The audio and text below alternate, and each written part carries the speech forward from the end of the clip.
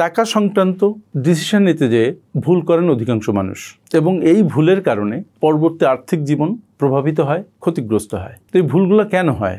বিবিধ কারণ আছে আর্থিক এই ভুলগুলো হবার। তার মধ্যে 5টি কারণ খুবই মৌলিক কারণ এবং আমি মনে করি এই 5টি কারণ যদি আপনি অ্যাভয়েড করতে পারেন তাহলে অর্থ সংক্রান্ত কোনো ডিসিশন নিতে আপনি ভুল করবেন না। তাই আপনার উচিত নোট নেওয়া যে 5টি পয়েন্ট আমি বলবো এবং সেটা নিয়ে একটু চিন্তা করা এবং আপনার ব্যক্তিগত জীবনে সেটার প্রতিফলন ঘটানো। প্রথম যে কারণ সেটা হচ্ছে স্বল্প মেয়াদী লাভের প্রতি আসক্তি।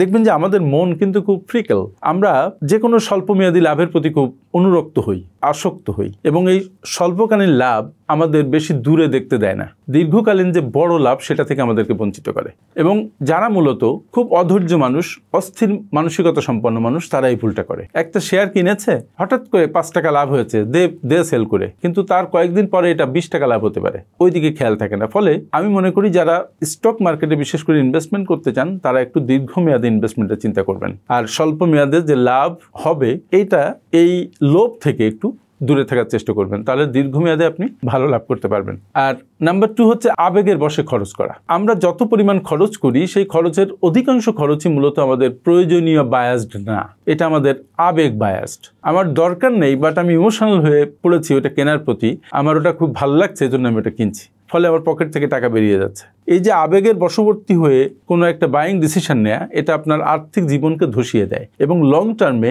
এই আর্থিক ক্ষতি অনেক পরিমাণে হয় যেটা আমরা শর্ট টার্মে খেয়াল করতে পারি না। ইভেন আপনি যদি লং টার্মে যে ক্ষতি হয়েছে আবেগের বশবর্তী হয়ে যে বাইগুলা করেছেন এবং অধিকাংশ ক্ষেত্রে যেটা অপ্রয়োজনীয় বাই, এটা যদি হিসাব করেন তাহলে আপনি অবাক হয়ে যাবেন, করে দেখেন।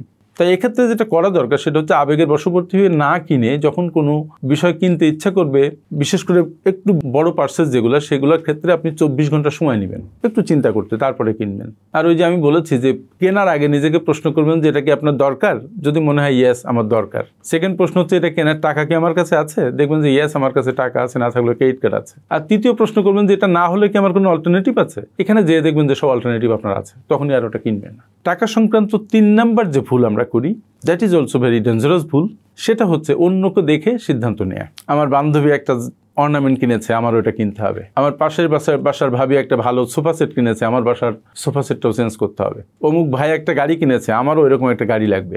অমুক জন অমুক স্টকে ইনভেস্ট করেছে, আমাকেও তমুক স্টকে ইনভেস্ট করতে হবে। এই যে অন্যকে দেখে পারচেজিং ডিসিশন নেয়া বা ইনভেস্টমেন্ট ডিসিশন নেয়া, দ্যাট ইজ ডেঞ্জারাস। অন্যকে ফলো করছেন আপনি, কোনো ক্ষেত্রে আপনার লাভ হবে না তা নয়, কিন্তু অধিকাংশ ক্ষেত্রে আপনার লসের সম্মুখীন হতে হবে। অন্যকে দেখে যে পারচেসটা আপনি করছেন, ইনভেস্টমেন্ট বাদ দেন, এই পারচেসটা আপনার দরকার নাই বাট আপনি কিনছেন, অন্যকে দ্বারা বায়াসড হচ্ছেন।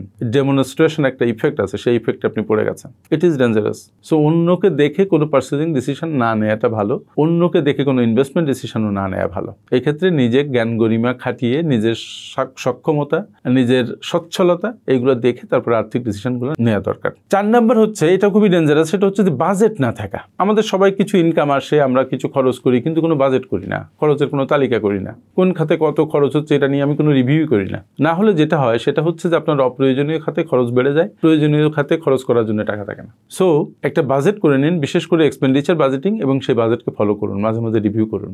বাজেটকে কোনোভাবেই আপনি অতিক্রান্ত হতে দিবেন না এবং বাজেট করার সময় খেয়াল রাখবেন যে ইনকামের একটা বড় অংশ যেন আপনি সঞ্চয় করতে পারেন এবং সেই সঞ্চয় যেন অব্যাহত থাকে। ক্রেডিট কার্ডের ঋণকে অ্যাভয়েড করার চেষ্টা করবেন। আর 5 নাম্বার, এটা সবচাইতে মারাত্মক। আমাদের অনেকের মানসিকতা হচ্ছে এরকম যে টাকা থাকলেই খরচ করতে হবে। এই যে একটা মাইন্ডসেট, আরে বাবা টাকা থাকলেই খরচ করতে হবে কেন? মাথায় কেন এটা আসে না যে টাকা থাকলেই আমার সঞ্চয় করতে হবে, ইনভেস্ট করতে হবে? সেটা হলে কিন্তু আপনার ঝামেলা চুকে যেত। কিন্তু না, টাকা থাকলেই আমাকে খরচ করতে হবে। ভেতরে একটা পোকা নড়ে চড়ে বসে, মাথার মধ্যে ঘুনঘুন করতে থাকে কোনো পোকা। এই মানসিকতা আমাদেরকে আর্থিকভাবে পিছিয়ে দেয়। টাকা থাকলেই আপনার খরচ করতে হবে না, টাকা থাকলে আপনার সঞ্চয় করতে হবে, ইনভেস্ট করতে হবে, আর প্রয়োজনীয় খাতে খরচ করতে হবে। অপ্রয়োজনীয় খাত, আরামদায়ক খাত, এগুলো থেকে দূরে থাকতে হবে। অন্যকে দেখে তারপরে একটা খরচ করার যে টেন্ডেন্সি, এটা থেকে 1000 মাইল দূরে থাকতে হবে। নচেত টাকা থাকলেই খরচ করতে হবে, এই যে মানসিকতা, এই মানসিকতা আপনার আর্থিক ভিতকে ধসিয়ে দিবে, আর্থিকভাবে আপনাকে মারাত্মকভাবে পঙ্গু করে ফেলবে, পপার করে ফেলবে, আপনাকে রাস্তায় নামিয়ে দিবে। So B careful of this 5 things, বিশেষ করে টাকা সংক্রান্ত ডিসিশন নেওয়ার ক্ষেত্রে। কি কি সেটা? নাম্বার 1 হচ্ছে স্বল্পমেয়াদী লাভের প্রতি আসক্তি। নাম্বার 2 হচ্ছে আবেগের বশে খরচ করা। নাম্বার 3 হচ্ছে অন্যকে দেখে সিদ্ধান্ত নেওয়া। নাম্বার 4 হচ্ছে বাজেট না থাকা। আর নাম্বার 5 হচ্ছে টাকা থাকলেই খরচ করতে হবে এমন মানসিকতা। Be careful of this 5 habits. Thank you.